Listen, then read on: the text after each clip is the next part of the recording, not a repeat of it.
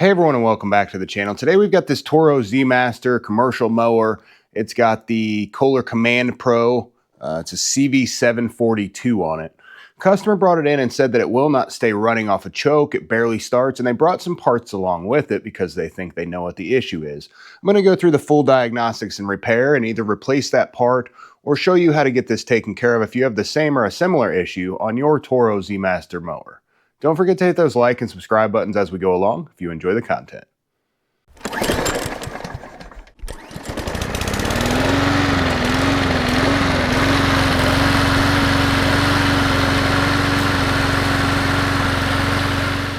Let's take a look at how this thing runs.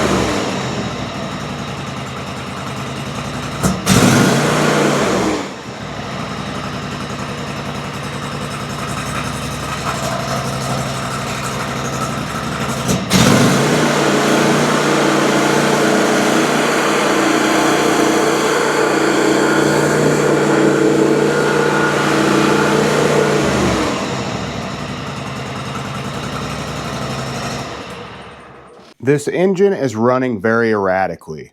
Right now it actually seemed halfway decent, but before when we went to bring it in, it wouldn't run off choke, and even if we could get it to run off choke for a second, as soon as you tried to go anywhere or engage the blades, it would bog down and die out. That or pop and crack real bad, as we saw during some of the throttle changes that we made.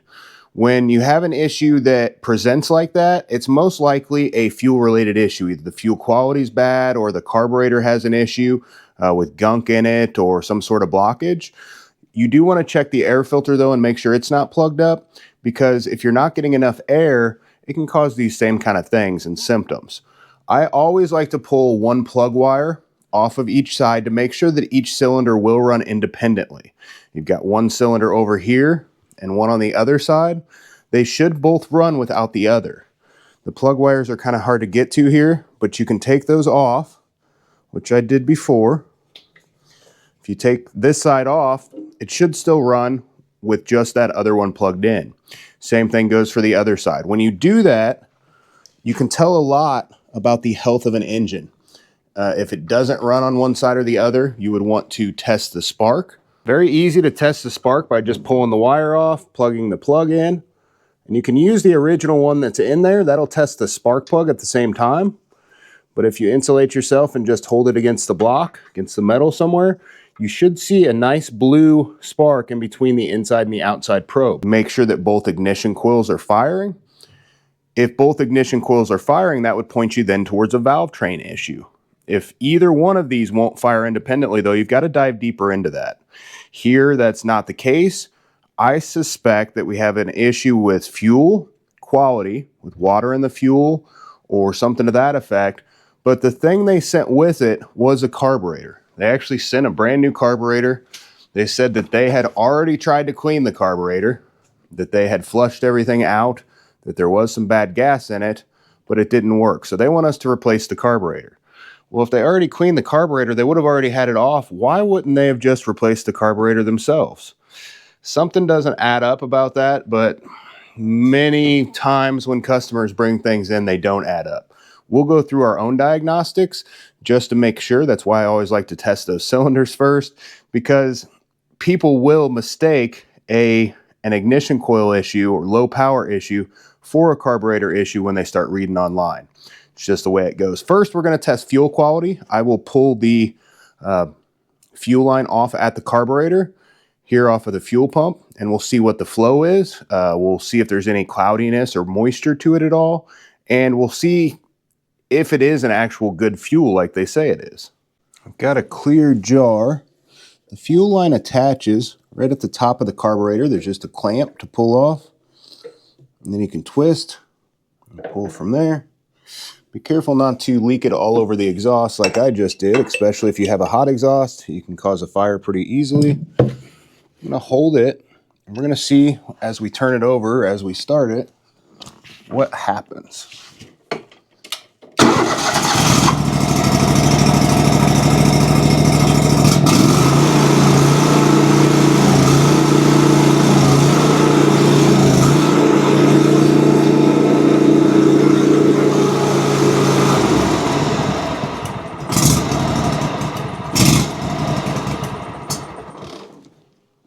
Get some pretty good erratic running there every once and again.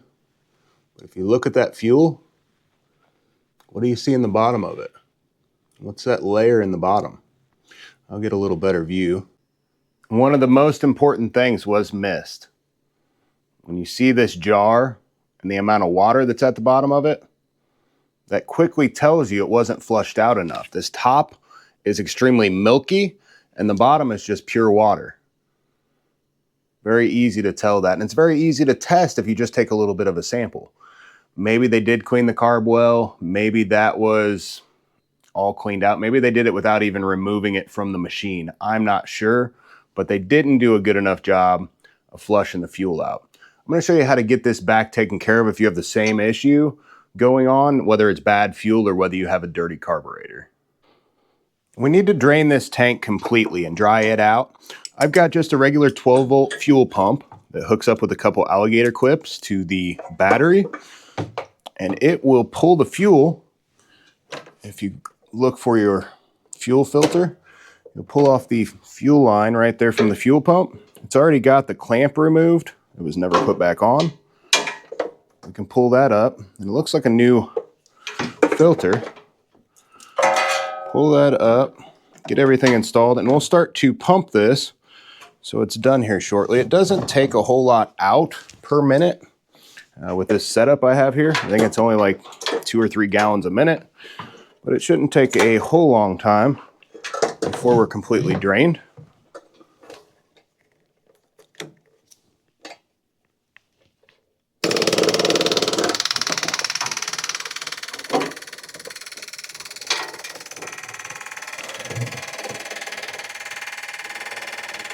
It got done draining in a very short period of time.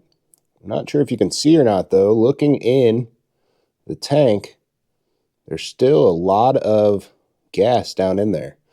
And what happens is that water is what actually sits at the bottom, not the gas, since it's heavier and it doesn't get pulled up. We're going to need to take this whole tank off to get this completely flushed. To take the seat off, there should only be 6 bolts if I remember correctly. These are carriage bolts on the sides.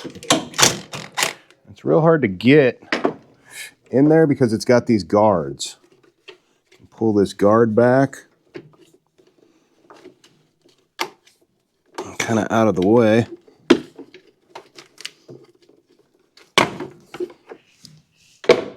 Now we can get to the carriage bolt on the bottom.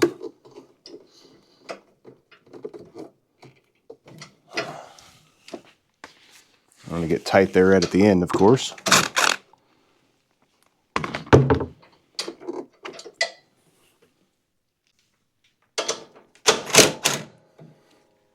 Start the other one off.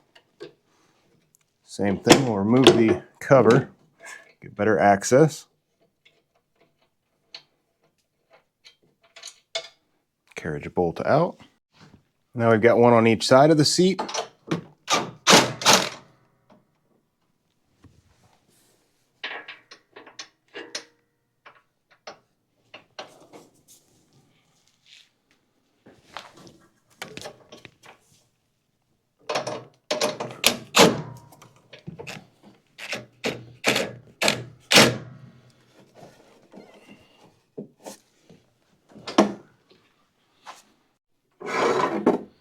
This is supposed to be a carriage bolt, but it's not doing much. See if I can't get my pry bar in here to kind of hold it up so I can take it off.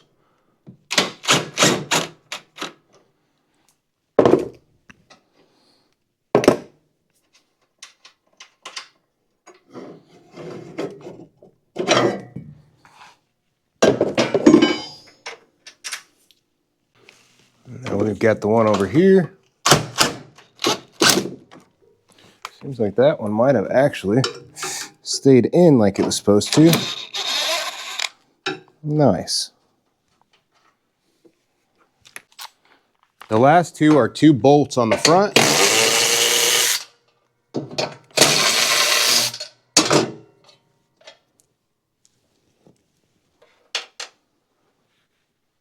And now the seat, you can actually lift it straight up. The whole assembly. We will have to undo the wiring as we do that. So we lift the front.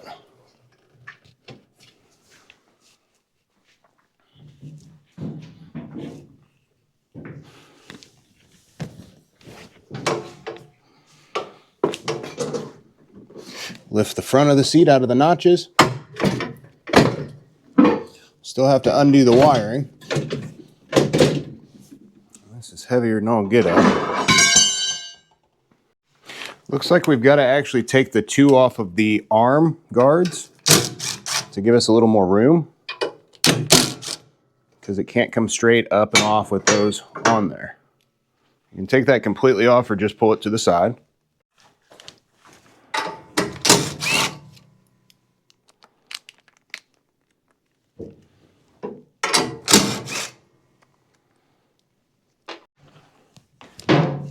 Now the rest of the way, I'll finish getting this out. And then it's going to come forward to come off of some notches and back. Once we have it like that, we'll move the arms to the outside. We should be able to get it just above our levers, and then we'll kind of tip it forward, and we need to get the wiring to the seat disconnected. Let's tip this up.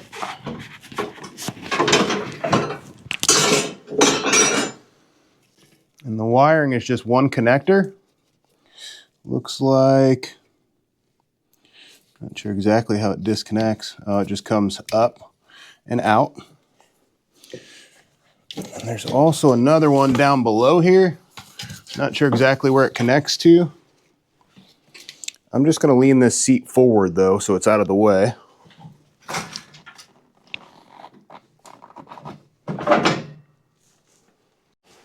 Clean this all up a little.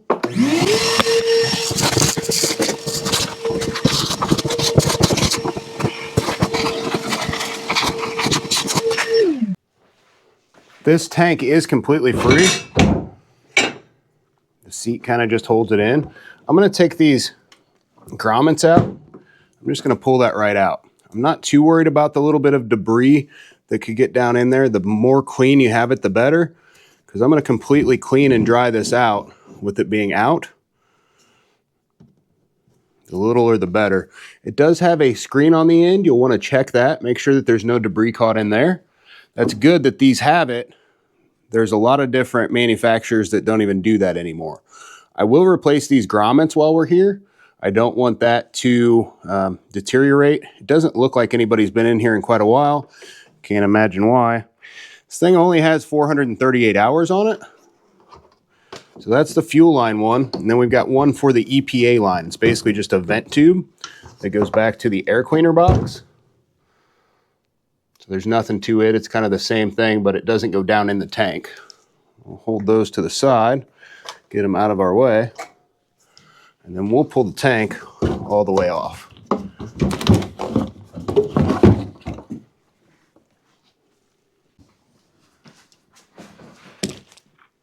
We have this tank, of course. See exactly how much water or gas or whatever is left in it. Actually doesn't seem like, in the scheme of things, like a whole lot.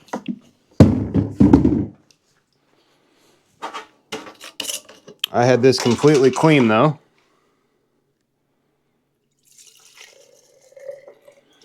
This container.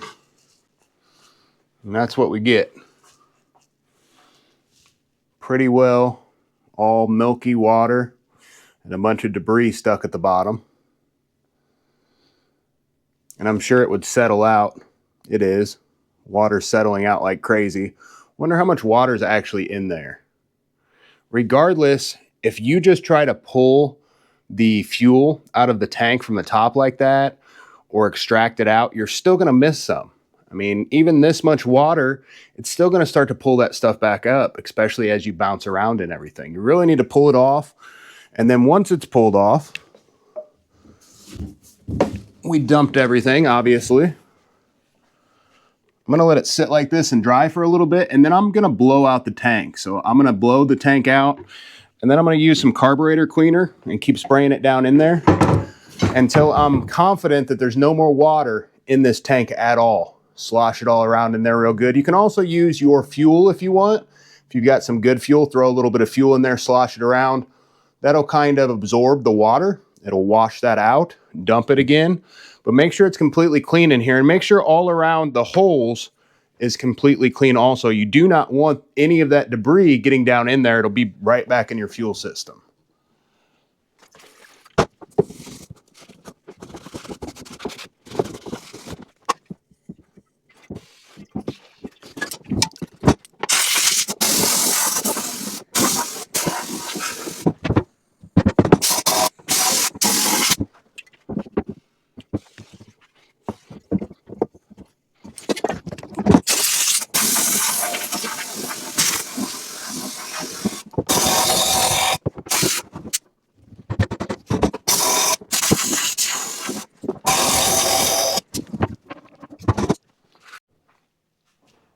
Completely clean and dry. I'm going to put 2 new grommets in it. It'll kind of help keep anything out of there as I reinstall everything. Clean this up as much as you'd like. I am not a detailer. I am not a perfectionist. A little bit of dirt on this tank is not going to hurt anything if it's not in a place that's going to matter. Reinstall it.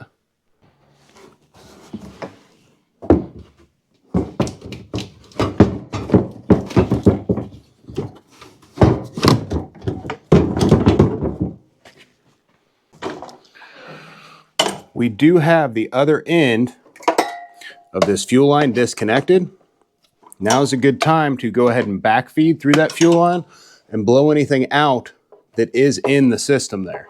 So you're still going to have fuel from here all the way to the fuel filter, or at least some fuel or water. And we'll clean this up real good before we put it all back together.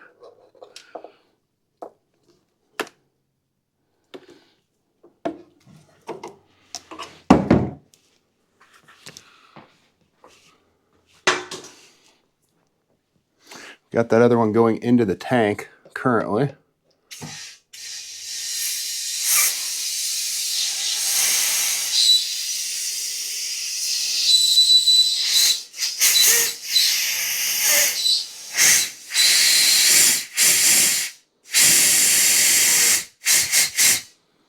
I don't know how much was down in there, but I'm sure there was some.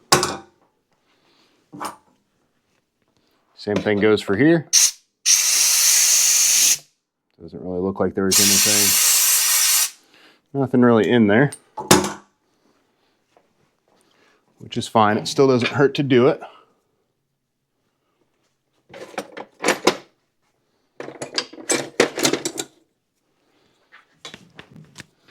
Gonna take our grommet off. Ooh, bent that. Didn't break, so that's good. Grommet is off. We'll throw that right down through. I'm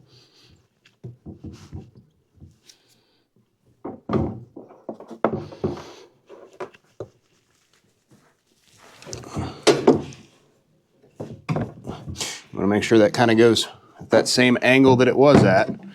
We always like to cut off just like the 3/8 or so right at. If you got cracks or dry rotting or anything, that fuel line, you can address that now. But if you cut that off, it'll seal at a different location, which is what you want. You want a good seal there. Good. Put our clamp back on. Same thing goes with the return line. It's not going to have any fuel in it, but make sure everything's clean. I'll shove that down in there. Great.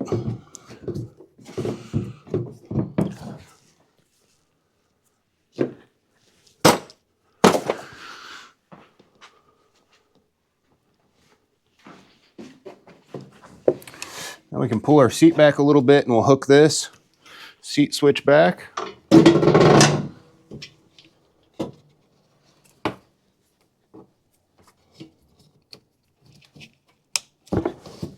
Perfect, and it does just kind of sit there. Once this is here, you've got to kind of pull it back on these notches. There's a notch on either side it's got to fit into. And you should see where it's real close to where the carriage bolts are, but we've still got to lift up the front and get it back into where it needs to be before we can put these carriage bolts in. We're pretty close, but again, kind of up. And it's got to go into those notches on either side.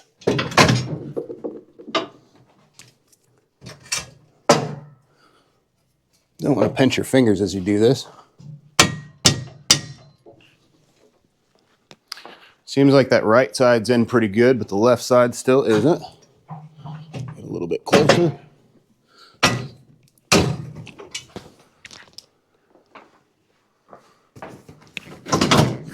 Looking good everywhere back here and in the front.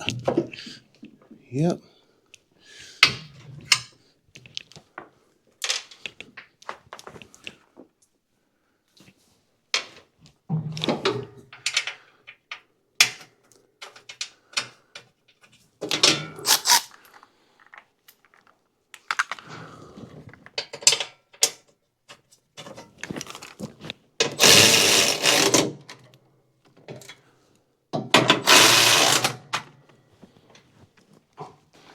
Get the rest of them reinstalled. That one didn't sit exactly there like that. Kind of had to push it up just a hair to get it locked in. And you'll have to push up on the bottom anyway to get that carriage bolt to work like it's supposed to. So you kind of have to go from the bottom, trying to figure out a way not to hit the camera. I'm just going to pull up on the nut.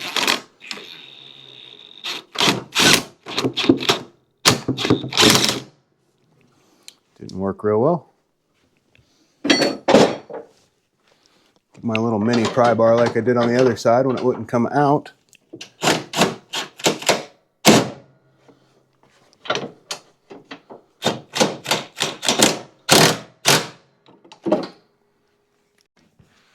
A couple of these need reattached while we're over here.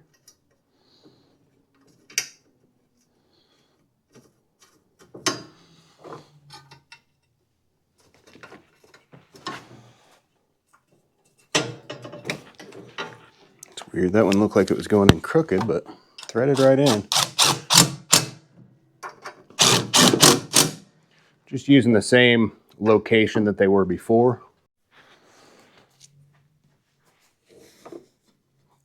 Carriage bolt through the bottom. And that on top. Of course, we got to hold it up again.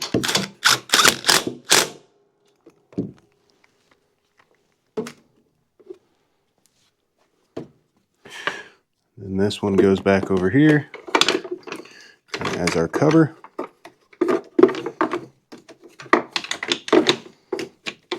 Once you have it under where the seat bracket is, you can kind of just push it this direction and it pops into two little tabs. I guess the tab here has to go in first, the tab on the corner.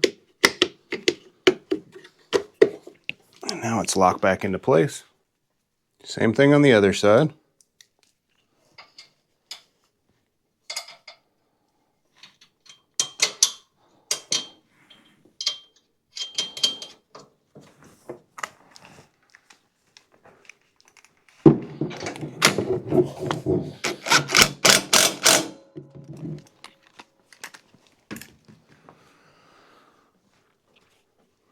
And then again, we'll get this little notch in first. So underneath, notch in first, and push that back. It's all locked into place. Last one. Seems like it kind of stayed where it should have been. Just do that same thing and kind of hold up from the bottom.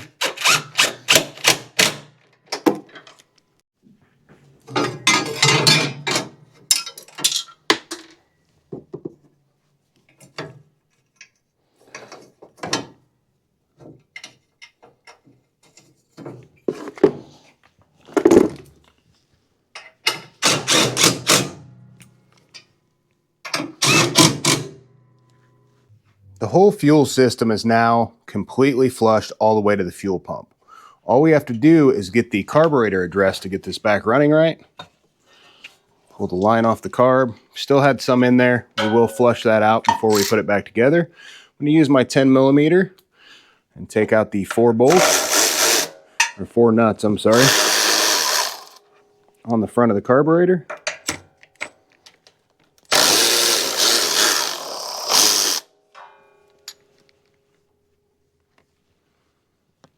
We've also got a breather tube to the side. Didn't look like it was put back in very well.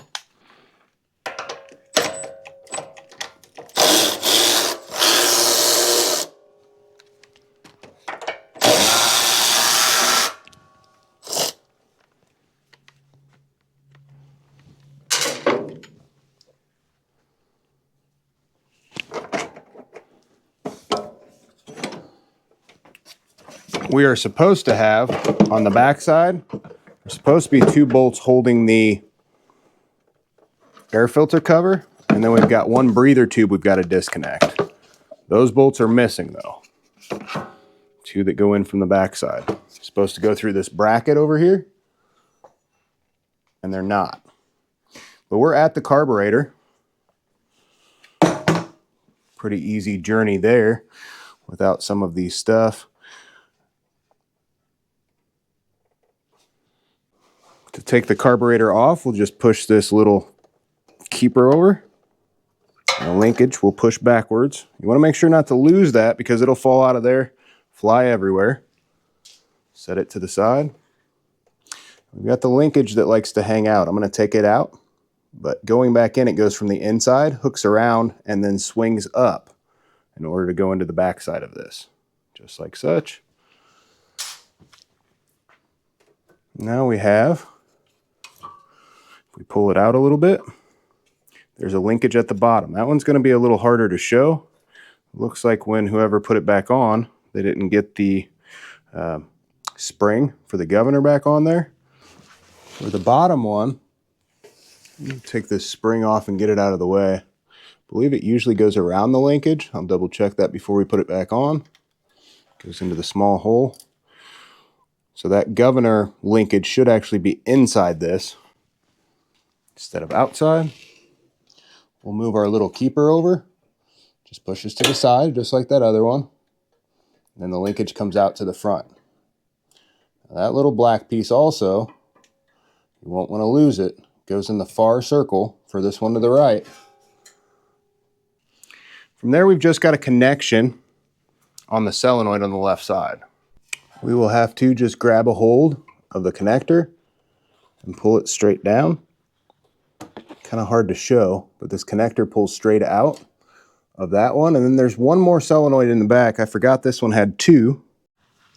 One of those kind of hard to light and show, but one more plug, just like the other one. See if I can get to it from the side instead of from the top to give you a little more view. Just pull straight out to the back. Now the carburetor is completely free. One plug there, and one plug on the other side for the 2 solenoids it has.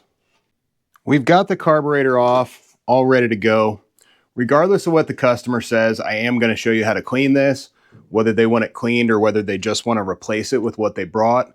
But it probably doesn't need that replacement. I haven't opened it yet, but 400 and something hours, only 4 or 5 years old. The carburetor is probably not all gummed up, but it really depends on what kind of fuel they've been using in it. Regardless, we could rebuild this. It's going to be a lot cheaper than that, but what's their restock fee going to be on that carburetor? May just be better to replace it, but I will call and talk to them and also show you how to do the cleaning on this coming right up. It's not going to be today. I've got a couple big spreader aerator ride-ons that I've got to get done that are on the other guy's table here. I've got to help with those. Pretty big jobs. So this one's going to have to wait until the morning. Wasn't able to get it done because of all that extra we had to do, but we'll be right back shortly and figure out from the customer how he'd like to proceed with getting his mower taken care of. Carburetor. We're going to clean this all up. Show you how that's done. Take our linkage out. For now, it just comes in from the inside to the out. You can clean the outside with carb cleaner to begin with, if you'd like. Just kind of make sure none of that stuff gets to the inside. This one's actually pretty clean compared to most of them, or what they usually are. Gum out, carbon choke cleaner is all we use. Seems a little less nauseous than most of the other cleaners. Some of you may have different ones you prefer.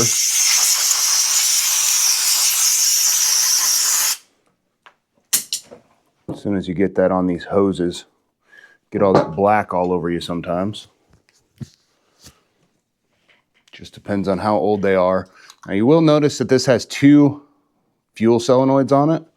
They both work just the same. I'll show you how that is in just a moment. We're going to take the screws out of the bottom. These are T20. It's nice that they have T's here instead of a standard Phillips head like many of them do.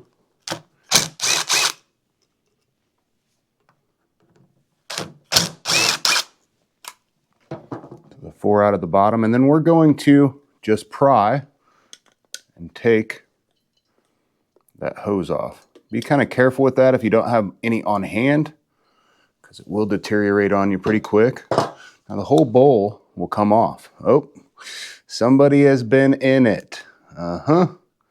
Yes, they have. Now this may be why they wanted it replaced to begin with. I may not have gotten all the story. And maybe that is just the gasket. Okay. It looked to me like right off top like it was Permatext, but it is actually just the gasket. So I did talk to the customer, and they said they did not want it rebuilt. They just wanted it replaced. Wanted to be over and done with it. You can just kind of tap lightly on the side and get the pin out for the float. Pull straight out. The float just kind of holds in there. It's a tiny little spring unit to it, and then there's a rubber tip. So you want to make sure all along these outside edges that's all cleaned up as we clean this, and that there's nothing all over your float, and that the float isn't full of gas. If it's full of gas, then we know pretty easily that the float is bad. To get this carburetor completely cleaned, what we normally do is we'll put it in our ultrasonic cleaner. That'll take care of any of the internal passageways and stuff. Otherwise, you'll want to spray down through each and every one of these holes, each direction, everywhere.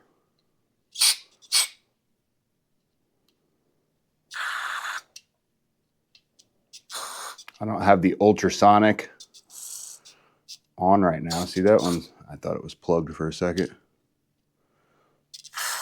Kind of early. I don't have it all plugged quite in yet. Just everywhere in each and every one of these passages. Nothing's going to be hurt by doing this, but you want it all to be clean.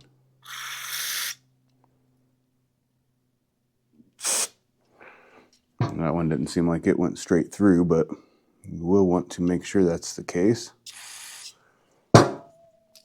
Torch tip cleaners help a lot with this. You can poke them down, especially if you have something that's real bad in there. Make sure that it is completely clean, clear. And then what we'll do with our solenoid here is we'll take it off. Don't know if I have enough room to get some different pliers.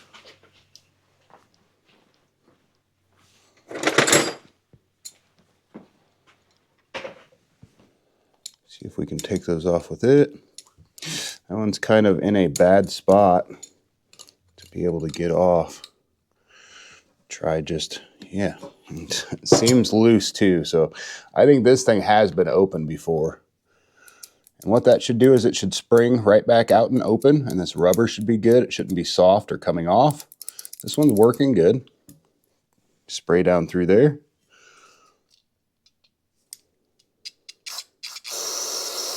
Should be free. It is. But again, we usually put this whole assembly in the ultrasonic cleaner. We usually won't put our solenoids in there. Don't want those getting wet. Shouldn't be an issue anyway, but we leave them out. These are going to be the same fuel solenoid. this other one off. And these are actually a little bit different, which is strange. The shafts and stuff are just a hair different. So make sure you get those back in the right spot. I thought they were exactly the same. The one with the little O-ring on it came out from the bowl, and the other one came out from the top there. And what we can do is we can actually take a pair of pliers and we can unscrew these on each side.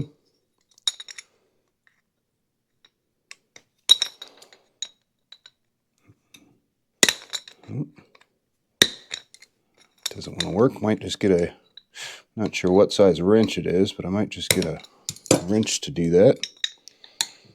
Looks like somebody's kind of beat up on it at some point. Came out pretty hard. These should both be the same. Exactly. But I'm going to keep them separate. No, seems like all this stuff's a little bit different than what I'm thinking, huh? This one's got a different amount of holes in it. So keep those to the right and the left sides. You can take out one at a time if you'd like. But we want to make sure all down through here is completely clear. And then through all these holes you can see. Again, you can use the torch tip cleaners for that. We've just kind of cut the tips off of them. Cut the ends off so they are easy to use for this. We will get a small one. Go all the way through. Make sure that any gum or varnish or anything that is on there gets off through each and every one. And then also down through the center with one of the bigger ones we like to clean.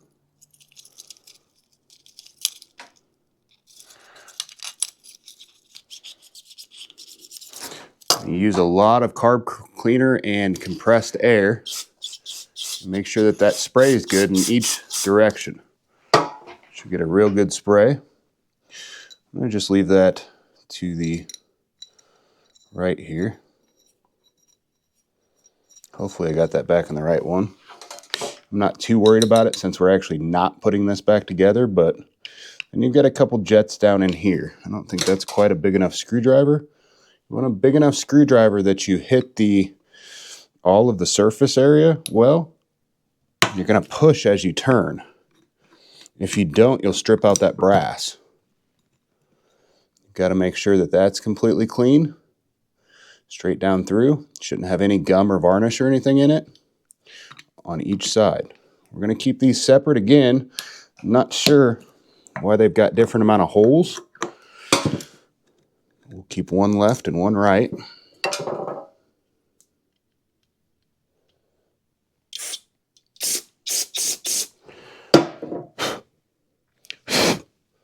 Doesn't seem like, just got a tiny little hole down through.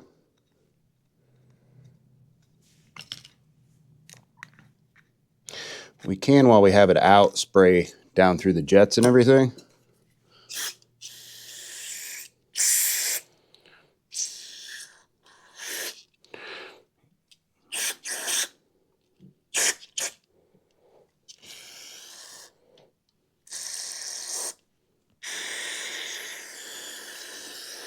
And clean that bowl out. If there's anything left in there, all that's going to do is get re-caught in those jets at some point. Again, our other side, same thing. This actually doesn't look too bad. If it were me, I would probably rebuild this and put it back together. Another one. I am not being real thorough here. While all that's out, you can clean up all this gasket material from the mating surfaces. I don't have new gaskets and we're not reusing this. I told them if we did, we'd probably have to get a rebuild kit for it since it has an accelerator pump on the bottom. And again, they opted out. Just 3 for my T20, and those are different sizes, different lengths than the others we took out. as we remove this, we will want to mark it. You want to make sure you put it back in the same orientation. I like to just put a couple scratch marks in the aluminum. I'll scratch over here so I know when I put it back together, these go there. Got it out, our spring and our diaphragm. The diaphragm definitely has some corrosion on it, but it really feels pretty decent. Again, we'll clean all that up, blow down through all these holes. You can poke through those. If you use a wire brush, you can just pull a loom out since it's a super tiny piece. Yeah, I got a new wire brush, guys. I know you should be excited for me. Best 50 cents I spent last week. I think it was actually $1 now. Inflation. But you can poke down through with these tiny little pieces of a wire brush just to make sure it's 100% clean. Clean that out. Replace the diaphragm if it looks bad at all. This one actually does not look bad at all. So, yeah. Anyway, see, that one did swell up real good as soon as I hit it with carb cleaner. So be careful if you're cleaning this not to do that if you don't have another one. Goes back down with the notch like such. Goes in. And let's see, bottom one. See, that should be clear too. And we're not clear. We've got to poke our brass down through that jet. Get into there, get it cleared out real well. And let's see now.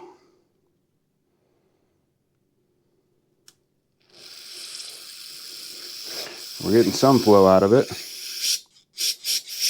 All right. I think we've got it clear.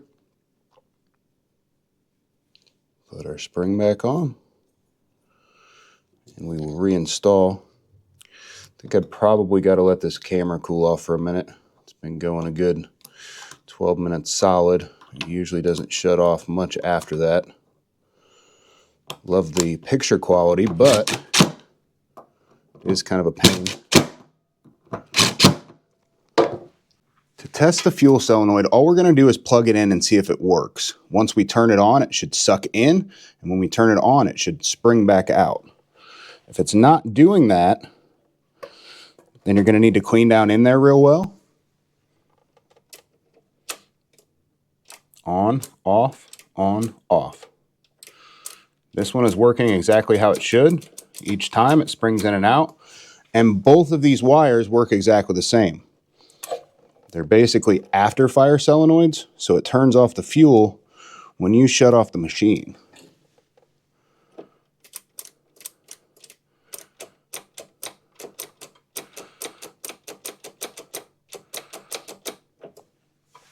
Test both of those, make sure that they are good. All right, now that we've tested the solenoid, we know that both of those are good. We can reinstall them. Again, none of this stuff should still be here. If your gasket's ripped or torn, you've got to replace this gasket. You can't just reuse the old one. You want to make sure the gasket here is good. That one I'd probably be able to reuse if it wasn't, if it was a rush or you needed to get it put back together right away. But the better shape this is in, the better it's going to run. And these different seals all the way across are going to change the way things run. Otherwise, you get air leaks in between different pockets. Those all need to be good. Again, I'm not worried about that on this one since we're not reusing it, but clean all that up and put a new gasket on there if yours ripped, which ours obviously did. Let's see here. I think I'll put this other solenoid back on again.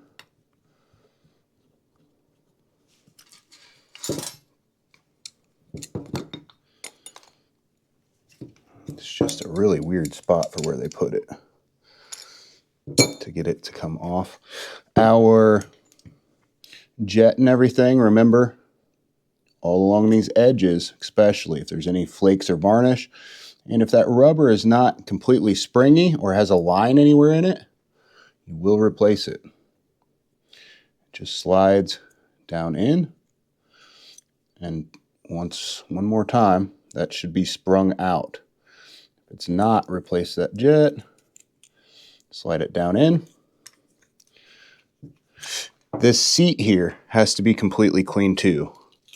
I usually like to, if it's gummed or varnished up, I'll get my big torch tip cleaner. What I'll do is I'll just go all the way around the edge. It's usually these sides that get all nasty. Can also use like a nylon or a brass brush to get down in there. Or again, just a loom that you pulled and use a pair of needle nose. And just work that back and forth to scrape all that off of there along with some carburetor cleaner. As soon as it's clean, install your float. All of this stuff around it should be off. Shouldn't have any of that left on there. There's not a flat part or anything on the pin for the float, so it doesn't matter which way it installs. You just want it right in the middle once it's installed.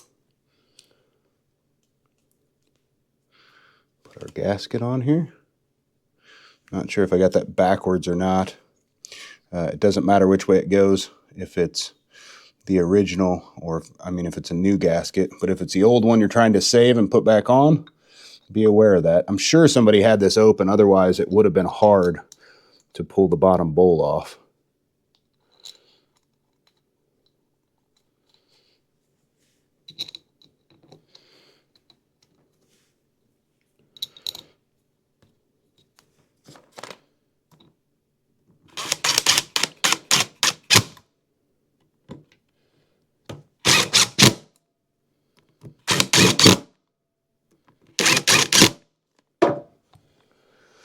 Okay, now we are all set.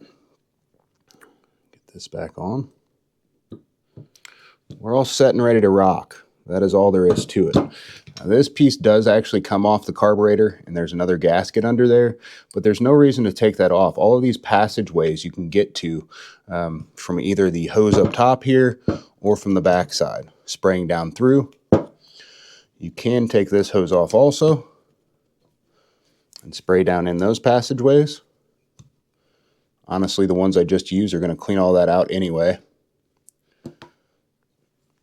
And that's all there is to it. Carburetor cleaned, ready to put back on. The most important gaskets are going to be the one here and the one on the back side of the plastic block going back on. We've got our linkages, our spring, and that's just going to go through. Doesn't matter which way it goes, but it will wrap right around the governor linkage. Our new carburetor. There is one more thing with these carburetors. I don't normally mention it because usually if you don't know, it's kind of hard to do and you can ruin your carburetor. If you get this all back together and it's still not running right, it's surging a little bit, and you know you've done everything right, you can actually pop these caps out, drill a tiny hole and pop the cap out, and there are pilot jets under here. If those are clogged, it will cause surging. So those do need to be cleaned just like the other jets, but they're not easily accessible. Our new carburetor looks just like the other one. And then it comes with new gaskets. This is a plate that goes towards the engine. The bump out goes up. And then this is the one that goes on the front, just like such. We'll remove that old one, and then we'll start reinstalling everything. This goes, if you remember, in through the back side, like such. And the spring is going to go in that smaller hole, just like that. As it goes up and down, it keeps tension and keeps the play out of this rod. That also helps with preventing surging. We will remove the old adapter. It came straight off. And then we've got to clean all this up. You don't want this old gasket on there. Well, that one's actually not ripped at all or anything. Probably could have left it on there. We're going to clean it all up. It's more easy said than done. just like a regular straight razor. It works well for me.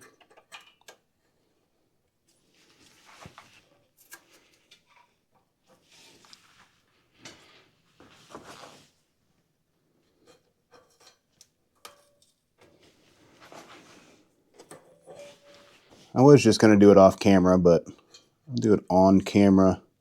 Just give you a quick version of it.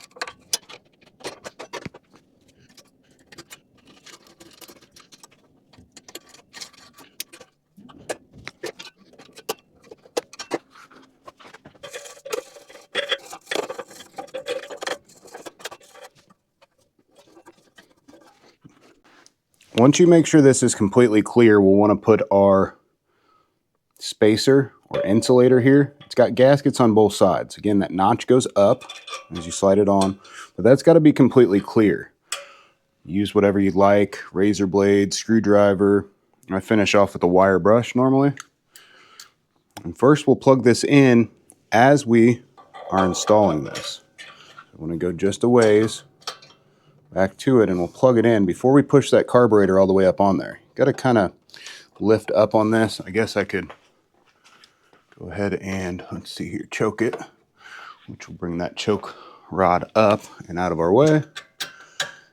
You've got to plug that in, and it's real hard to see. I don't know that I'm going to be able to get a good view of that. It's one straight down through right here that we're trying to plug in. There it goes. Make sure it's in all the way. We got it. Got the same thing with this one. We've got to plug it in. I'm not sure that we can actually see well. To get the choke hooked up, we're on choke here. To get our linkage hooked up, we've got to go through the back side. That's the one closest to the choke. Then kind of wrap it or twist it around. And then it flips up and back around to the back here. This one goes straight in. Oop, I just pulled that right out. So it looks like, I guess we can do it from here. Just like such. And this one comes up and into the back side. And clips on there like that. So we're choked when the choke is engaged, and then when we take it off, the choke is completely off. Good to go. Guess we can put our gasket on the front now.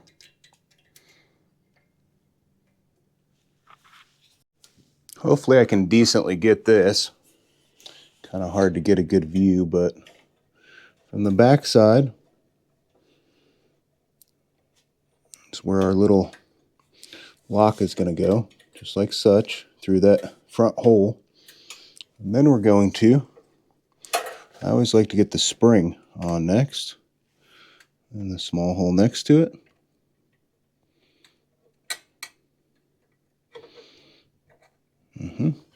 You got to make sure that stays in, otherwise you'll have to start all over. And I like to just at the top, I'll rotate the throttle to the high position and kind of pull the governor arm down at the same time. You got to have this rotated just a bit past there. And we'll lock it in, turn it and lock it. That's how the linkage should sit. Let's take our fuel line off. We're going to blow it out real quick, just to make sure that there's no water left in that line. I saw all that water coming out of it. I cleaned everything up to the fuel pump, but the fuel pump can still hold some. So can this line. It definitely wasn't dry.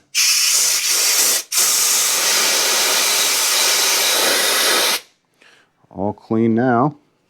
I'm going to turn this over just for a second.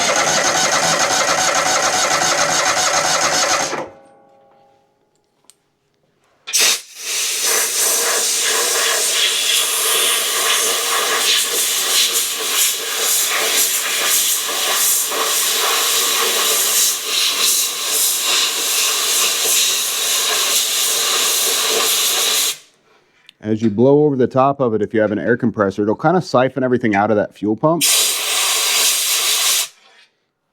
Again, just to make sure we don't have any water.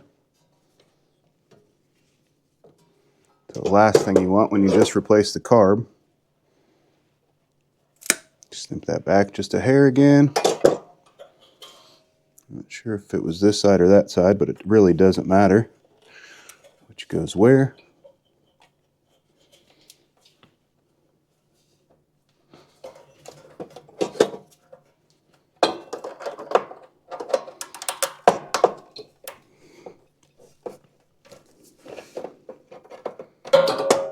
Almost there.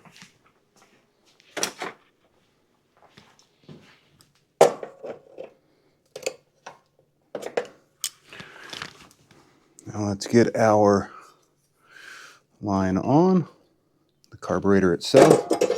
Snip that one back just a hair. Two. You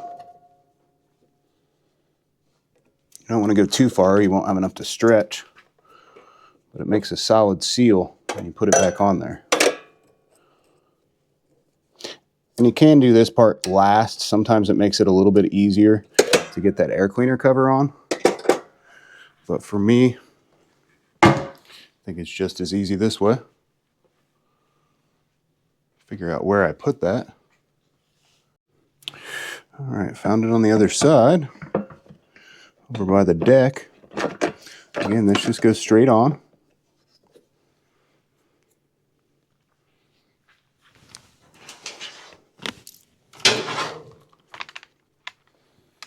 We've got our 4 bolts. Or I'm sorry, 4 nuts.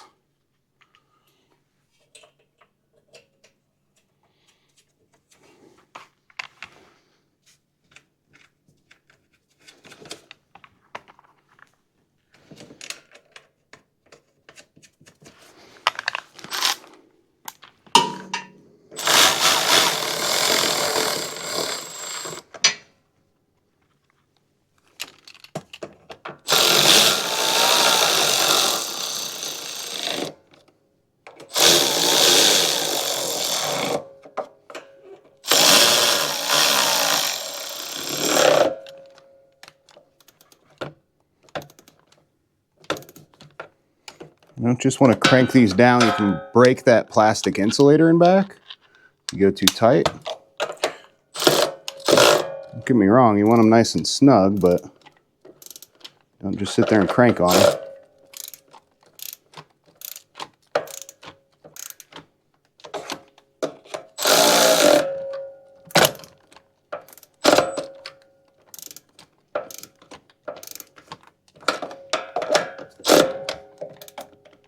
There we go, now we're starting to get tight.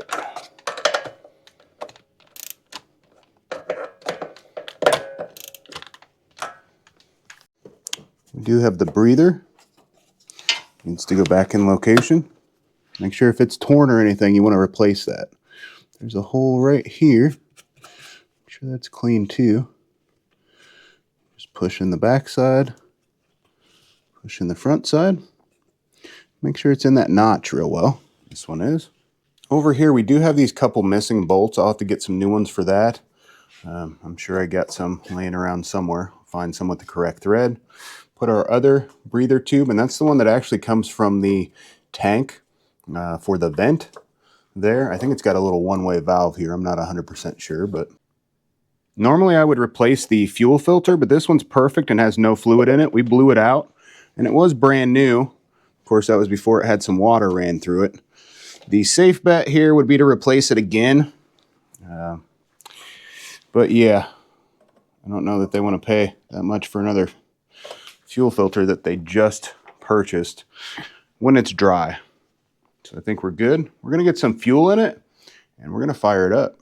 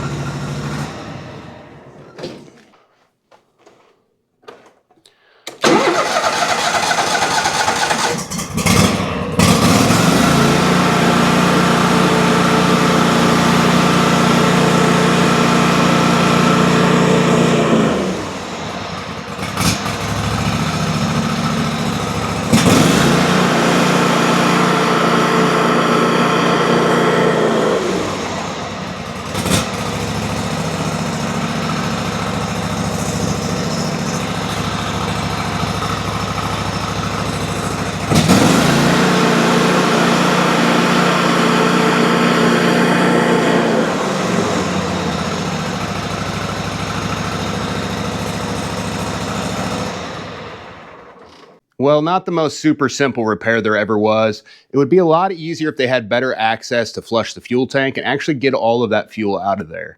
When I told the customer how much water was actually in it, he was very surprised. He said he must have a saboteur because there's no way with as fast as he goes through fuel that it would have water if it went bad. Well, he said he's a super nice guy. He couldn't see how that would happen, but somebody put it in there and it sure as heck wasn't us. So I'm not sure exactly what happened, but somebody tried to take care of it after the fact. Apparently they got into a situation where they did not know whether they could get the carburetor back on right again, or it wasn't the same person doing it after they ordered a carb. Not exactly sure, but regardless, hopefully this has helped you out. If you need to clean your fuel tank, flush your fuel system, figure out what's going on, or clean and rebuild or replace your carburetor on your CV742 Kohler engine. It's a little bit different carburetor than most with that accelerator fuel pump or accelerator pump on the side and then the 2 solenoids, but otherwise it's the same as everything else out there. Don't forget to hit those like and subscribe buttons if you enjoyed the content. Thank you for watching and have a great rest of your day.